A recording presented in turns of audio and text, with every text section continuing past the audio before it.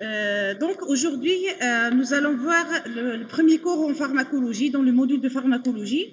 Avant d'entamer les différents cours qui figurent dans votre programme, on va voir tout d'abord une introduction. Par la suite, vers la fin, je vais vous faire une petite démonstration sur le programme de pharmacologie que vous allez avoir dans ces 2 semaines. Dans ce premier cours, nous allons voir qu'est-ce que c'est la pharmacologie, quelles sont ses disciplines, etc. La pharmacologie, c'est quoi? C'est, par définition, c'est un mot qui se compose en 2 parties. Nous avons le mot pharmaco, c'est un mot grec qui vient du mot grec pharmakon, qui veut dire remède et ou bien drogue. C'est-à-dire, en pharmacologie, la notion de drogue, c'est pas la drogue comme en toxicomanie. C'est la drogue, c'est tout médicament. On peut, ou bien tout remède, on peut l'appeler comme drogue. Bien sûr, logique, c'est une science. Donc, tout simplement, c'est une science des médicaments. Donc, par définition, la pharmacologie, c'est la science des drogues. Le mot drogue étant pris dans le sens large de toute substance chimique biologiquement active. Drogue, c'est toute substance chimique biologiquement active. Donc, la pharmacologie, c'est la science des médicaments. Elle étudie les différents effets du produit biologiquement actif sur l'organisme et comment ce dernier réagit à ces drogues. C'est-à-dire, la pharmacologie, c'est la science d'étude des effets du médicament dans l'organisme et des effets de l'organisme sur le médicament. Ça veut dire la science des effets et des devenirs dans l'organisme du médicament. En arabe, on dit « ilm ta'thir al-adwiya ». Parce que lorsqu'on dit science des médicaments, c'est large, les médicaments, il y a plein de sciences qui s'intéressent aux médicaments. Mais la pharmacologie, c'est la science des effets et du devenir d'un médicament ou bien d'une drogue dans l'organisme. Donc, la pharmacologie, elle étudie le devenir des médicaments dans l'organisme, identifie les cibles potentielles d'un médicament, c'est-à-dire quelles sont les cibles sur lesquelles réagit un médicament, identifier le mécanisme d'action, comment agissent ces médicaments-là ou bien ce médicament-là, définir les conditions d'utilisation, évaluer l'efficacité des médicaments à travers les essais cliniques et évaluer leur sécurité à travers la pharmacovigilance. Donc, la pharmacologie, c'est une science très très large et multidisciplinaire. Et donc, elle se compose de plusieurs sous-disciplines. D'accord? Nous avons la première discipline de la pharmacologie, c'est la pharmacocinétique.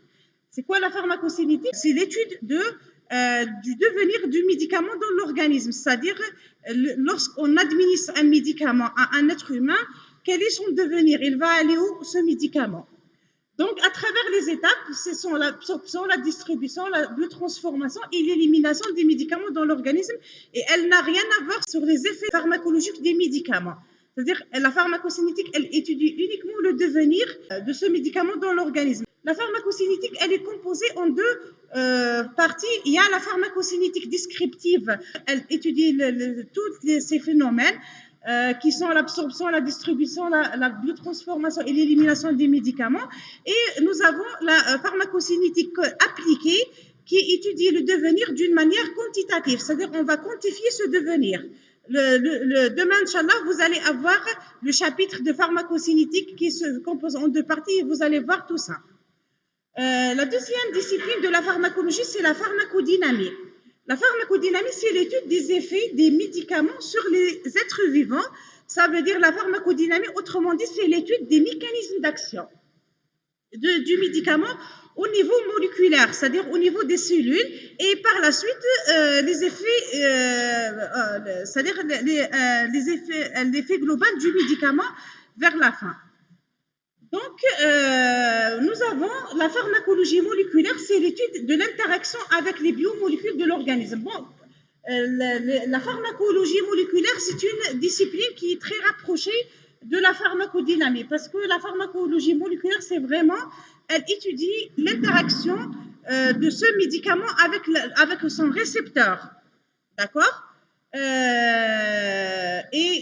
Dans la pharmacologie moléculaire, on peut étudier la relation structure chimique, par exemple, relation structure chimique, médicament, structure chimique, activité, c'est-à-dire la relation entre la structure chimique du médicament avec son récepteur pour, par la suite, générer une activité biologique ou bien pharmacologique. Vous avez aussi la pharmacologie clinique, c'est l'étude des médicaments et l'être humain. Et généralement, lorsqu'on parle de pharmacologie clinique, on parle des essais cliniques. On parle des essais cliniques. Vous allez voir par la suite aussi, vous allez voir un cours sur le développement d'un nouveau médicament et vous allez faire des essais cliniques. D'accord? Donc, et vous avez la pharmacologie expérimentale. La pharmacologie expérimentale, c'est l'expérimentation des médicaments sur les animaux, ou bien ce qu'on les appelle aussi, ce sont les essais précliniques. Aussi, vous allez voir ça dans un cours. Et vous avez la pharmacodépendance aussi, c'est une science qui s'intéresse à la dépendance aux médicaments, c'est-à-dire comme la dépendance aux substances psychoactives. D'accord? Vous avez la pharmacogénétique aussi. La pharmacogénétique, elle signifie l'étude des médicaments qui peuvent avoir des cibles au niveau génétique. Ça veut dire qu'ils peuvent avoir l'influence de la génétique, du polymorphisme génétique sur ce médicament. Et les exemples du polymorphisme génétique, par exemple, dans le métabolisme, vous allez voir qu'il y a, par exemple, des personnes génétiquement sont métaboliseurs lents et il y en a des personnes qui sont génétiquement métaboliseurs rapides, etc. Même l'influence de la génétique sur la pharmacodynamie, sur les effets des médicaments. Vous avez la pharmacovigilance, elle signifie la vigilance, la veille pharmaceutique. Vigilance, c'est la veille. La veille après la commercialisation du médicament. Cette veille, elle concerne quoi? Elle concerne les effets indésirables après la commercialisation du médicament. Vous avez aussi la pharmacoéconomie et l'analyse des coûts et les conséquences des stratégies et des modalités de prise en charge des pathologies applicables au diagnostic, au traitement médicamenteux. C'est-à-dire parce que chaque médicament, il a un coût, chaque traitement, il a un coût. Mais c'est-à-dire pour choisir entre, par exemple, si on a pour traiter une maladie, nous avons deux options thérapeutiques. Nous avons l'option A et l'option B. C'est-à-dire l'option A, elle est peut-être plus efficace, elle est c'est-à-dire elle est plus tolérée, mais elle est beaucoup plus chère. C'est-à-dire peut-être le budget d'un hôpital ne peut pas on ne peut pas avoir ce traitement. Et nous avons un médicament B qui est un petit peu moins efficace, mais avec un coût supportable. D'accord? C'est-à-dire pour faire choisir entre ces deux options thérapeutiques, parce que ça, c'est une grande décision. Là, je parle des traitements qui sont, par exemple, lourds, comme les anticancéreux, comme les antirétroviraux, etc., comme les traitements des maladies orphelines. Donc là, pour choisir entre les deux options, il faut faire des études pharmaco-économiques. Et c'est une science qui est très compliquée. Elle a ses bases scientifiques et elle se base aussi sur des essais, parfois sur des essais cliniques. Vous avez aussi la pharmacoépidémiologie, elle s'intéresse aux médicaments et à la population. Par exemple, elle s'intéresse à la fréquence, par exemple, des effets indésirables dans une population donnée. D'accord? Ça, ce sont les différentes disciplines de la pharmacologie. Donc, à travers ce programme, parce que votre programme, il se compose en deux parties. Vous avez la première partie, c'est la partie de la pharmacologie générale. On va voir la majorité de ces disciplines-là, mis à part la pharmacoéconomie, parce que c'est un truc très, très spécialisé, et la pharmacoépidémiologie. Mais vous allez voir la pharmacocinétique, la pharmacodynamie, vous allez voir la pharmacovigilance, les essais cliniques, la pharmacologie expérimentale et tout ça. Après, vous avez la deuxième partie de votre programme qui parle de certaines classes médicamenteuses. C'est-à-dire, on va, bon, c'est pas nous, c'est le programme. Il y a certaines classes thérapeutiques que vous allez étudier dans votre programme. Et là, on appelle généralement, c'est la pharmacologie spéciale. Maintenant, on passe aux médicaments. C'est quoi un médicament? Donc, un médicament, il s'agit de toute substance ou composition présentée comme possédant des propriétés curatives ou préventives. C'est-à-dire, toute substance a des propriétés curatives ou préventives à l'égard des maladies humaines ou animales, on l'appelle médicament. Et tous les produits pouvant être administrés à l'homme ou à l'animal en vue d'établir un diagnostic médical ou de restaurer, corriger et modifier ses fonctions physiologiques. Ça veut dire on appelle tout médicament toute substance qui possède des propriétés préventives comme les vaccins par exemple, curatives comme la majorité des médicaments qu'on connus. Il y en a d'autres médicaments qui sont utilisés par l'être humain en vue d'établir un diagnostic, c'est comme les produits de contraste, et restaurer ou bien corriger et modifier ces fonctions physiologiques comme les compléments alimentaires et les vitamines. Donc, il y a une deuxième définition, ça c'est la définition de l'OMS. On entend par médicament à usage humain toute substance ou association de substances à but thérapeutique, prophylactique ou diagnostique ou destinée à modifier les fonctions physiologiques et présentée sous forme pharmaceutique permettant son administration. Maintenant, on peut assimiler, c'est-à-dire dans le cadre des médicaments, les produits diététiques par exemple, les produits cosmétiques qui contenant des substances vénéneuses, lui conférant des propriétés curatives ou préventives à l'égard des maladies. C'est-à-dire il n'y a pas uniquement les médicaments, on peut introduire certains produits diététiques et cosmétiques dans la catégorie des médicaments. Les différentes catégories de médicaments, nous avons, vous connaissez que les médicaments peut-être qui sont vendus au niveau des officines de pharmacie, mais on a plein de catégories de médicaments. Donc nous avons le médicament magistral. Qu'est-ce qu'une préparation magistrale? C'est un médicament préparé extemporanément sous prescription médicale qui en précise la formule détaillée et destinée à un malade particulier. Ça, c'est une préparation magistrale. On dit préparation magistrale, c'est un médicament qui doit être préparé et administré immédiatement au patient. Immédiatement. Magistral, ça veut dire on ne peut pas conserver ce médicament, il faut le préparer. Et bien sûr, sa formule, elle est prescrite par un médecin, bien sûr, et à un malade bien particulier. Généralement, les préparations magistrales ne sont pas destinées à n'importe quel malade. Vous avez les préparations officinales. Les préparations officinales, tout médicament préparé en pharmacie, inscrit à la pharmacopée ou au formulaire national. Cette préparation peut être faite à l'avance, comme par exemple la solution du Dakin, la vaseline à l'oxyde de zinc, la vaseline salicylée, etc. Ce sont des préparations qui sont faites à l'officine, mais ils peuvent être administrées plus tard. D'accord?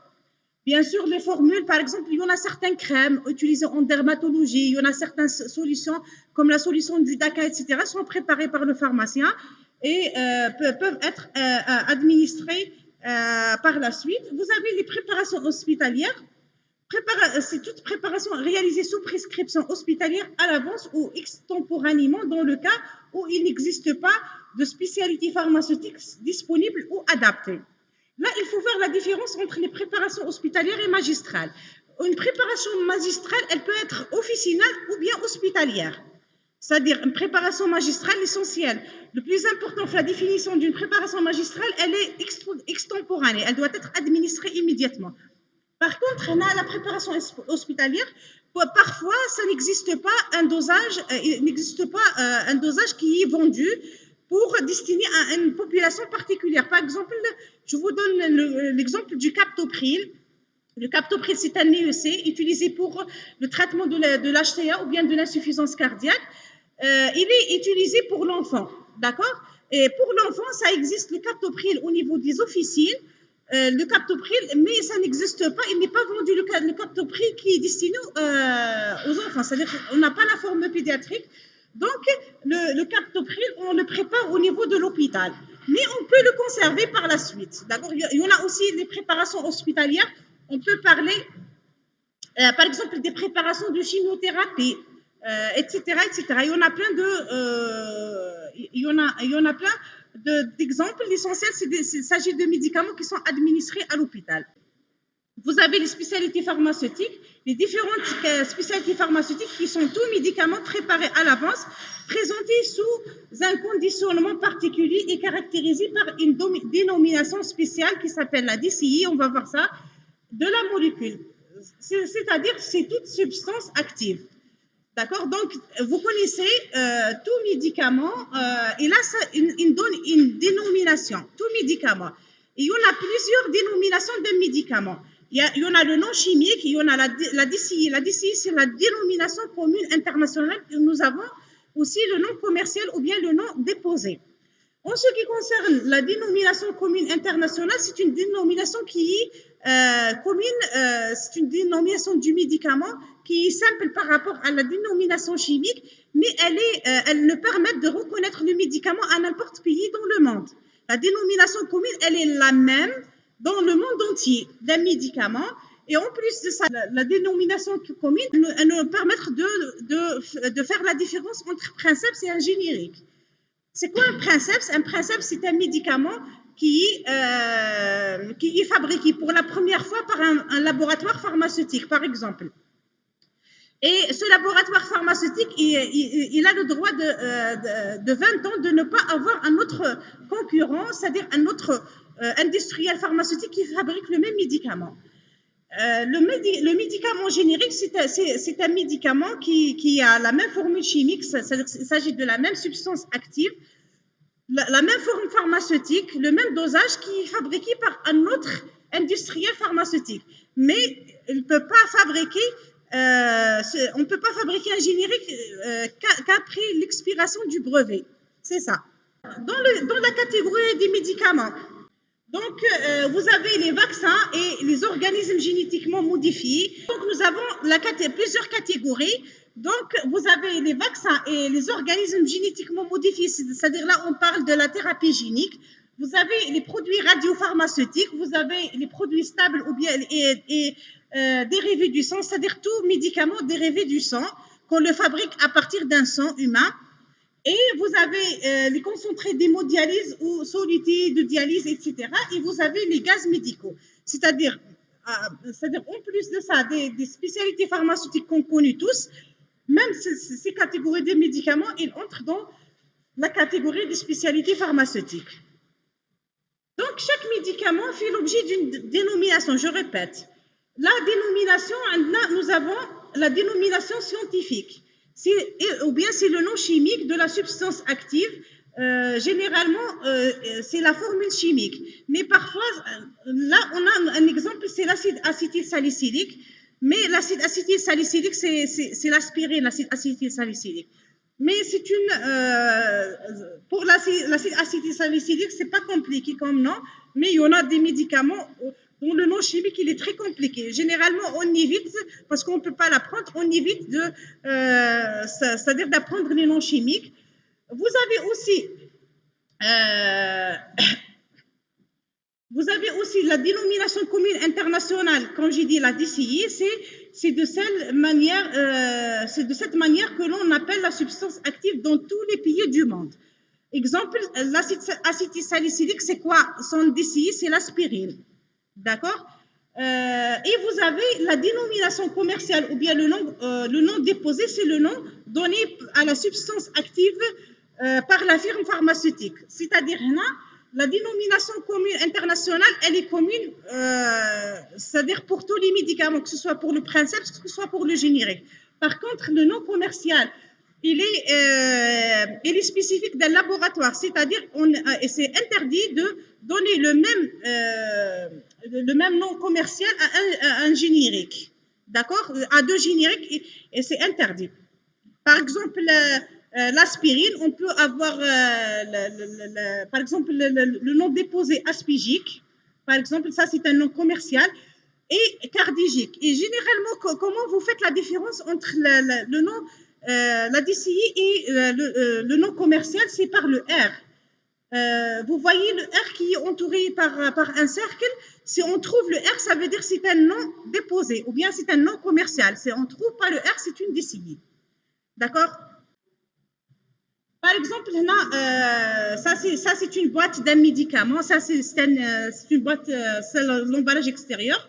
Par exemple, amoxicilline, ici, c'est la DCI.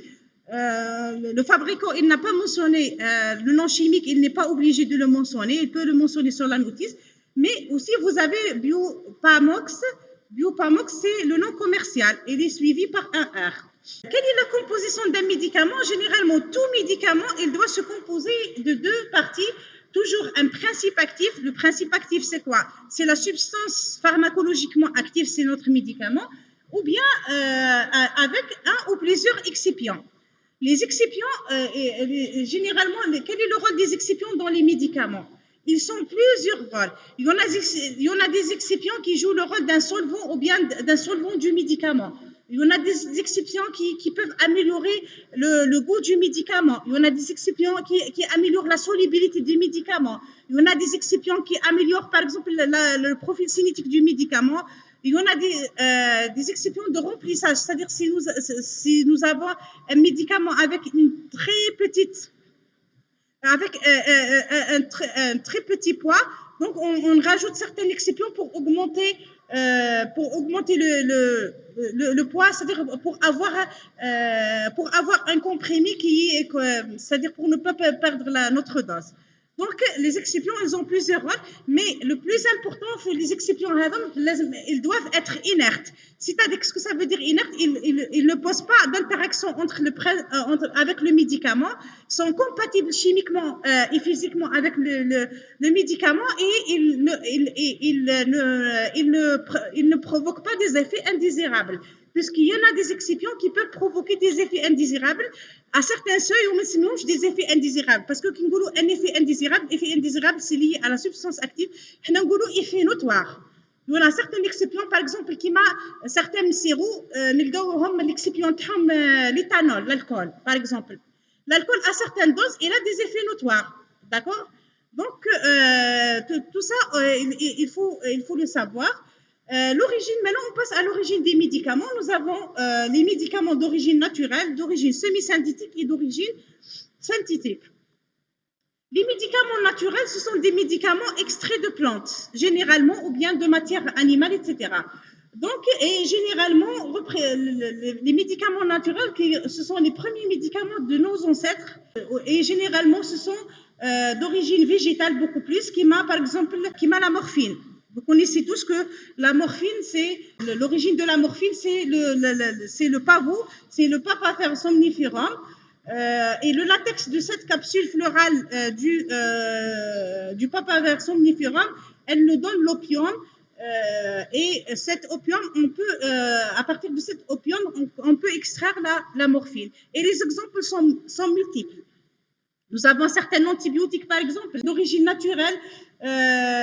Et généralement, les antibiotiques, ce sont d'origine microbiologique, qui m'a les pénicillines. L'origine des pénicillines, c'est les champignons. La majorité des antibiotiques, ils sont pour origine des champignons, par exemple. Nous avons des médicaments d'origine bactérienne, comme les vaccins, etc. Nous avons aussi certains médicaments d'origine animale, par exemple, qui m'a les hormones, qui m'a l'insuline, par exemple. Comme vous connaissez la première insuline, c'est une insuline d'origine porcine. D'accord? Vous connaissez ça. D'accord? Donc, nous avons des hormones, des enzymes, parfois certaines enzymes qui sont d'origine animale. Vous avez aussi les héparines, sont extraits des poumons de bœuf, etc. Vous avez aussi les médicaments d'origine minérale. Là, on les utilise comme principe actif ou excipients comme l'argile, les bicarbonates de calcium, les chlorures de sodium, etc. La deuxième catégorie, ce sont les médicaments semi-synthétiques. Les médicaments semi-synthétiques, il s'agit d'une molécule initialement naturelle qu'on fait une adjonction de groupements chimiques sur cette substance naturelle. Par exemple, qui m'a la famille des bêta-lactamines. La première origine de la famille des bêta-lactamines, c'est la pénicilline. Après, on a pris la structure de la pénicilline, on a modifié certains groupes chimiques, on a obtenu d'autres molécules qui m'a par exemple la différence entre la pénicilline G ou la pénicilline V. On a modifié la structure de la pénicilline G, un groupement. On a obtenu la pénicilline V qui est administrée par voie orale. Parce que la pénicilline G, on ne peut pas l'administrer par voie orale parce qu'elle sera dégradée au niveau gastrique. Et les exemples sont multiples, qui m'a les morphiniques. Les morphiniques, le chef de file, c'est la morphine.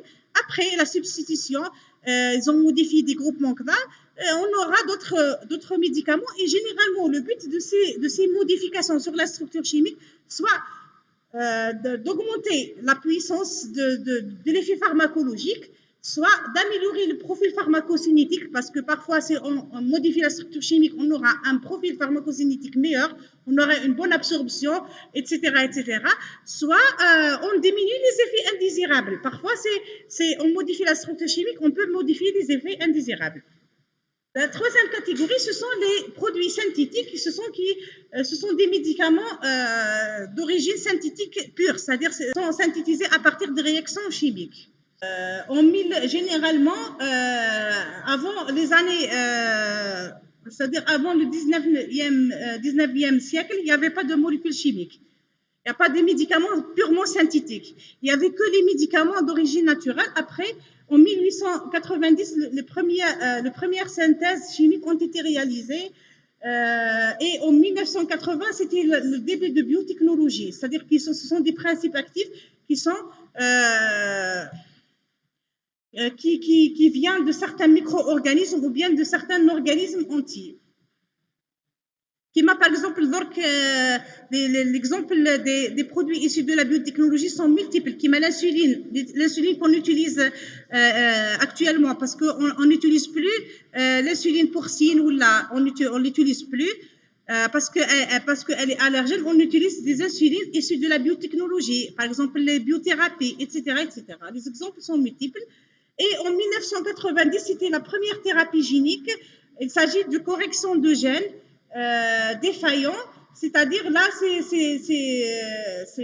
des gènes qui sont administrés comme des médicaments pour modifier généralement, ça, c'est pour les maladies orphelines. Maintenant, on passe à différentes formes pharmaceutiques de médicaments, c'est-à-dire comment ces médicaments-là sont représentés. Là, on appelle forme pharmaceutique ou bien forme galénique. Et il y a une différence entre forme galénique et une voie d'administration. Parce que la voie d'administration, c'est par exemple voie orale, voie parentérale, etc. Mais la forme galénique, c'est la présentation individuelle sous laquelle sont mis en forme les principes actifs et les excipients pour constituer un médicament. C'est-à-dire on a un principe actif plus excipient. Lorsqu'on les mélange, on va avoir une formulation qui s'appelle la forme galénique et elle correspond à l'aspect physique final du médicament tel qu'il sera utilisé chez un patient. Par exemple, les formes galéniques, on parle de comprimés, de gélules, de sachets, de suppositoires, de solutions buvables, de suspensions injectables, etc. Là, je vais pas, vous allez voir le TP de demain, vous allez voir les formes galéniques, les voies d'administration en détail. Là, je ne vais pas faire beaucoup de détails. Les formes, généralement, les formes destinées à la voie orale, vous avez les formes solides à la voie orale, les formes solides comme les comprimés, les gélules, les cachets, les capsules à enveloppement, les pilules, les poudres granulées. Quand vous allez avoir un TD ou bien un TP, je ne vais pas vous détailler ça, vous allez voir la différence entre les formes demain, Inch'Allah. Nous avons les formes liquides qui sont destinées à la voie orale. Nous avons les solutés buvables, les émulsions et les gouttes buvables. Vous avez aussi les formes destinées à la voie parentérale. La voie parentérale, c'est la voie injectable, quelle que soit la voie. Généralement, la voie injectable, nous avons la voie intraveineuse, nous avons la voie intraveineuse directe et la voie intraveineuse lente. Nous avons la voie intramusculaire et la voie sous-cutanée. Vous avez d'autres voies qui sont la voie intrarachidienne, intratécale, intra-artérielle, etc., etc. Vous avez plusieurs voies qui sont très rarement utilisées en pratique courante. Généralement, les formes galéniques destinées à la voie injectable, vous avez les ampoules, vous avez les flacons en verre, vous avez les flacons en verre avec les solvants, et vous avez aussi les seringues pré-remplies, qui sont les seringues de l'Ovinox, par exemple. Vous avez aussi les formes destinées à la voie transmuqueuse. Vous avez la voie sublinguale, transmuqueuse. La voie sublinguale, ça veut dire sous la langue. Il faut administrer le médicament sous la langue. Il s'agit généralement de comprimés. Vous avez les formes pour la voie rectale, qui sont les capsules rectales, les suppositoires, les pommades, les lavements, etc., etc. La voie vaginale aussi, vous avez des capsules ou bien des comprimés vaginaux ou bien vous avez les ovules. Vous avez les formes destinées à la voie aérienne supérieure et ORL, comme les bains de bouche, les collutoires, les gouttes auriculaires, les gouttes nasales, les sprays nasales, etc., etc. Vous avez aussi les pompes, c'est comme dans le traitement de l'asthme. Et vous avez la voie oculaire comme les capsules ophtalmiques, les collyres, les pommades ophtalmiques, etc. Les formes destinées à la voie cutanée, vous avez les formes solides, les formes liquides et les pansements. Les formes solides, vous avez les crèmes, les pâtes, les pommades, les poudres à usage externe. Les formes liquides, comme les lotions à usage externe, vous avez les solutions à usage externe. Et vous avez les pansements ou bien les adhésifs. Les pansements ou bien les adhésifs, ce sont les patchs. Ce sont les patchs comme les dispositifs transdermiques ou bien les emplâtres. Donc, c'est tout ce qu'on a pour cette introduction. Est-ce que vous avez des questions avant d'enchaîner le deuxième cours?